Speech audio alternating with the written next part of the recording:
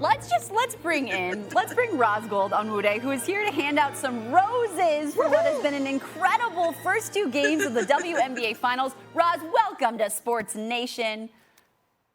It is so good to be back and to hand out some roses. I missed you guys. We missed you as well. I'm a little bummed they didn't bring us roses in studio to fling out in your honor, but that's okay, Ros. Right, that's okay. Metaphorical roses. Is the rose budget low? How was the rose budget? Well, they spent the rose budget on the fancy graphics behind us. That's the rose budget. That's where it went. All right, Ros, you're in Chicago. So Chicago came out on fire in Game 1, and this team has been built to win, but I have to ask, which player from the Sky would you like to give a rose for their performance through the first two games of this series? Oh, I'd absolutely have to give a rose to Kahleah Copper. When you think about the Chicago Sky, rightfully so, you think about Candace Parker, you think about Courtney Vandersloot. Well, Copper is going from if you know status to you must know. This is a becoming a household name. She is so dynamic, off the bounce, relentlessly attacking the basket. She's so athletic. She's creating a real problem for the Phoenix Mercury and all around the league trying to keep her in front. You know, she's from North Philly, y'all, and she really reps that. She told me, I've had to work hard for everything I have. So when you watch her, there's a real hunger to her game. And in the bright lights in these playoffs, her points are up, her rebounds are up, her field goal percentage is up. You got to give a rose to Kahleah Copper. Now, you mentioned that fire, Ros, and I keep thinking about Phoenix. We had to expect that the Mercury were going to come back for Game 2 on fire. They did. So who are you giving the rose to from Phoenix for the way that they played the first two games?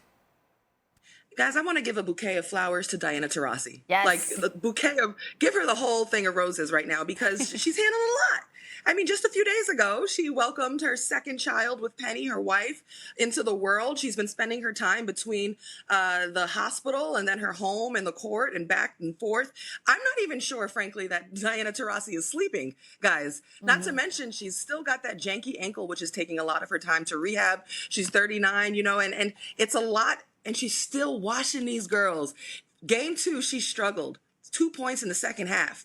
2 points in the first half. But when it came to winning time, she woke up. She had all 18 of her points in the second half, 8 in overtime. She just came through with the big shots. When it comes to the clutch, Diana Taurasi comes to life. So give her a whole bouquet of roses. Okay, so let me be a little bit of a contrarian. Hard to go after a legend, I know that. But the video that's all over Twitter is her making contact with an official, and it's a shove. And according to WNBA rule, the letter of the law, that should result in a suspension. So has the right call been made? She's only been fined. Is that the right call? It's definitely controversial. You know, maybe the word here is intentional. I think maybe she was just trying to get to her teammate there. And they made a call where they did punish her for this. It didn't just go unnoticed. She's going to get fined.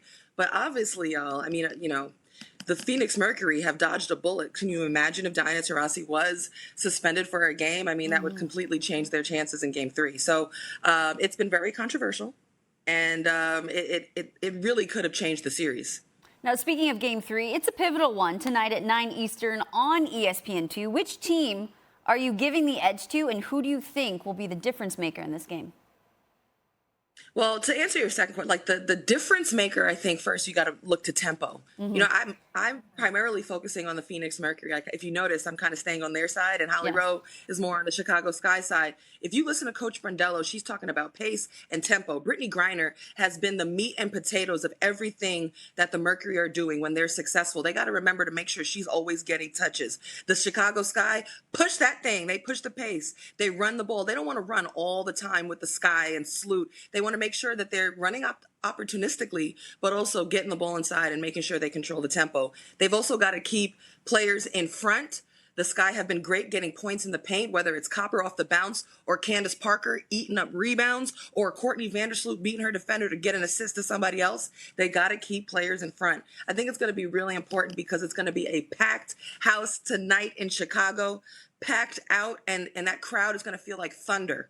So you want to make sure you contain the momentous runs that the Sky can go on. Well, if there's anything momentous, it's you. If I could give you a rose, I would. We'd send 100 of them, but we spent the budget on the graphics instead. Ros, as always, appreciate your time. Keep the great work up. Can't wait to watch. Thank you, Ros. Thanks, guys.